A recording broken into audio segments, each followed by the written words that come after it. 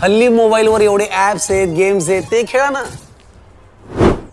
तुमच्या कष्टाच्या पैशांशी कशाला सही आहे म्हणून खेळत बसताय? अहो, त्यांना समतासोबत वाढवा ना. समता पतसंस्था, टेन्शन नाही, रिटर्न्स निवडा. कोपरगाव नगर परिषदेची गुरुवारी सकाळी 11 वाजता झालेली अर्थसंकल्पीय सभा पत्रकारांना प्रतिबंध घालून पार पाडल्याने शहरातील राजकीय वातावरण चांगलेच तापले आहे. पत्रकारांना सभागृहात प्रवेश नाकारण्यात आल्याने हा लोकशाहीचा अपमान असून पारदर्शकतेचा बळी घेतला जात असल्याचा आरोप राष्ट्रवादी काँग्रेसचे नगरसेवक हाजी महमूद सय्यद यांनी केला आहे. नगर परिषदेच्या निवडणुकीत भाजप कोल्हे गटाला बहुमत मिळाल्यानंतर सत्ताधाऱ्यांचा कारभार सुरू झाला आहे. मात्र सभागृहात पूर्वीप्रमाणे पत्रकारांना प्रवेश न दिल्याने विरोधकांनी तीव्र नाराजी व्यक्त केली. पत्रकार हा लोकशाहीचा चौथा स्तंभ आहे. त्यांना रोखणे म्हणजे जनतेपासून सत्य लपवण्याचा प्रयत्न आहे. त्यामुळे दाल में कुछ काला है अशी टीका राष्ट्रवादी गटाच्या नगरसेवकांनी केली. दरम्यान महिला मालक असलेल्या घरांना 50% घरपट्टी व पाणीपट्टी सवलतीचा प्रस्ताव फेटाळण्यात आल्याचा आरोपही विरोधकांनी केला.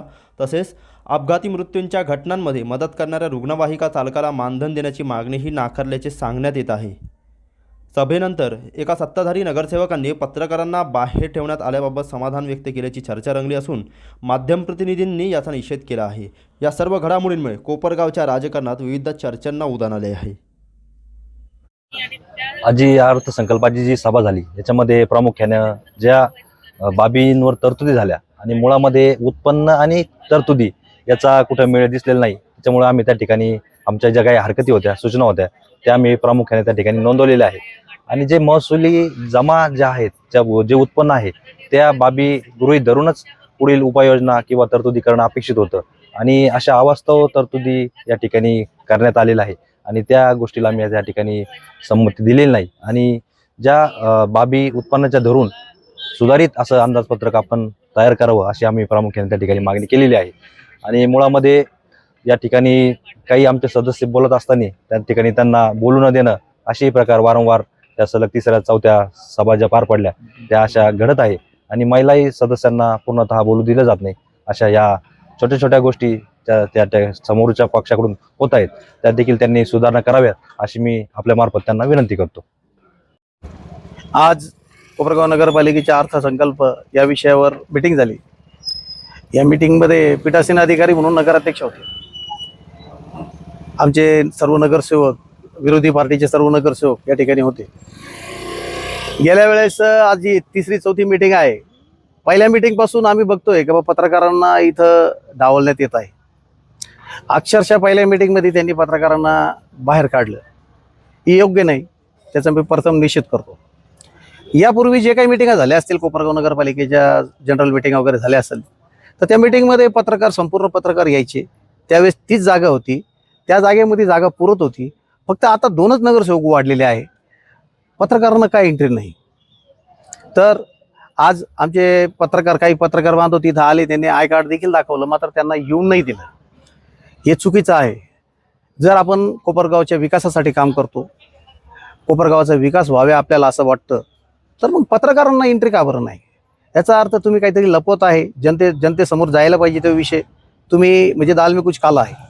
आम्ही त्यांना मागच्या वेळेस सुद्धा पत्रकारांना बांधवांना ज्यावेळेस बाहेर काढलं त्यावेळेस सुद्धा आम्ही त्यांचा विरोध केला की पत्रकारांना मध्ये राहू द्या, मात्र त्यांनी आमचं एक नाही ऐकलं.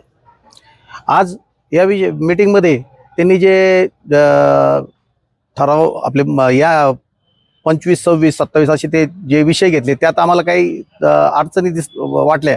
ते आमचे जनाभाऊ कदम एकदम व्यवस्थित त्यांना एकदम अभ्यासपूर्वक मांडल्या, मात्र त्यांनी त्याची टाळाटाळ केली. सांगायचं काय की बा, नगरपालिकेच्या मीटिंगमध्ये आम्ही त्यांना एक सांगितलं की बा, आपल्या कोपरगाव शहरात जे दुर्दैवी घटना घडतात, रेल्वे ट्रॅकवर, आपल्या मोठ्या पुलावरून, लहान्या पुलावरून जे प्रेत वाहून जातात, ते कोकमठाणला जातात, कधी कधी लांबही जातात निघून. तर त्या प्रेता उचलण्यासाठी आमचा जो कोपरगाव शहरातील एक अमित खोकले नावाचा व्यक्ती आहे, तो प्रत्येक वेळेस त्या प्रेता उचलून आणतो. त्याला तो कसे फुगलेला आहे का काय आहे, ते वास येतं नाही येतं, आपण देखील त्याला हात लावू शकत नाही. मात्र तो अमित खोकले त्या प्रेतांना उचलून आणतो. त्याला 1 रुपयाचं मानधन नाही नगरपालिकेकडून. हे जबाबदारी नगरपालिकेची आहे, जनतेसाठी आहे. तर त्यांनी सांगितलं की बा पुढच्या वेळेस विषय घेऊ. दुसरा एक विषय आम्ही असं मांडलं की बा, ते आपल्या कोपरगाव शहरातील अमरधाम आहे. अमरधाममध्ये जे जनतेसाठी जे अंत्यविधीसाठी जे काही साहित्य लागतं ते साहित्याची मागणी केली. त्यानंतर आमच्या ज्या गटनेत्या आहे गौरी मंदार पहाडे यांनी एक विषय मांडलं की बा तुम्ही इलेक्शनच्या वेळेस कोपरगाव नगरपालिकेचं इलेक्शन ज्यावेळेस चालू होतं तुम्ही त्यावेळेस सांगितलं होतं ज्या ज्या महिलांच्या नावावर घरं असतील त्या महिलांना आम्ही निम्मी घरपट्टी माफ करू. त्याचा विषय आम्ही एक मांडलं. मात्र ते म्हटले का हे विषय आम्ही नंतर घेऊ. तर हे असे काही जे चालू आहे नगरपालिकेत ते थोडं चुकीचं वाटतं. आम्ही बोलायला उभं राहिलो का कुठंतरी काही टिंगल करायचे, काहीतरी हसायचं. आमचा एक माणूस उभा राहिला का ते 4-4, 5-5 लोक दबाव आणतात. महिला बोलायला गेले का महिलांना दाबून येतात. म्हणजे हे चुकीचा प्रकार चालू आहे. पहिल्या मीटिंगपासून आम्ही बघतोय का हे दबाव तंत्र चालू आहे, धतिंगशाही चालू आहे. काही विषय मांडलं हसण्यावारे न्यायचं. आम्ही पीठासीन अधिकारीला जर काही विषय मांडले तर मध्येच कोणतरी हुशार उभा राहतो, तो असं नाही तो तसं नाही. मग पीठासीन अधिकारी कशासाठी असतं? पीठासीन अधिकारी म्हणजे ते एक न्यायमूर्ती असतो. त्यांना न्याय द्यायचा आहे कोपरगाव शहराला आणि त्यांच्यासमोर आम्ही विषय मांडत असताना त्यांनी दुसऱ्यांनी तोंड मारायची गरज नाही. ते टिंगल काय ना हसी मजाक ते जे करतात ते चुकीचं आहे.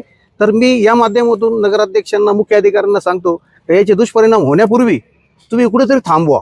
आपल्याला शहराचा विकास करायचा आहे. आपण विकासाचे मागे आहे. आमचे नेते आमदार आशुतोषदादा काळे यांचा स्पष्ट आम्हाला आदेश आहे का विकास कामामध्ये कुठेही खोडं न घालता आपल्याला विकासाबरोबर राहायचं आहे. आम्ही त्यांना पहिल्या मीटिंगमध्ये सांगितलं का आमचे 11 नगरसेवक तुमच्या सोबत आहे.